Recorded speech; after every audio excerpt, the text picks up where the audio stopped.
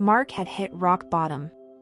He had lost everything, his job, his home, his family, and now he found himself wandering the streets with nothing but the clothes on his back.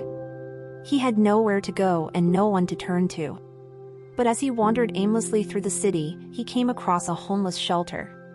It was a rundown building, with peeling paint and broken windows, but it was a place to sleep, and Mark was desperate for any kind of shelter. As he walked through the doors, he was greeted by a kind woman who introduced herself as the shelter's manager. She gave him a warm meal and a bed for the night, and Mark felt a glimmer of hope for the first time in weeks.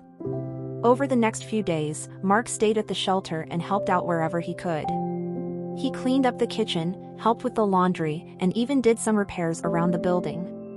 For the first time in a long time, he felt like he was contributing something to society. And as he got to know the other residents of the shelter, he realized that he wasn't alone.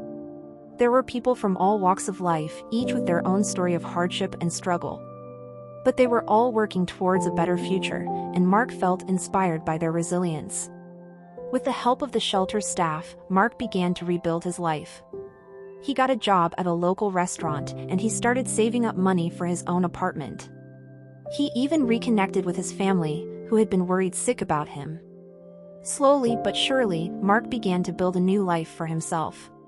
He made new friends, found new hobbies, and learned to appreciate the little things in life.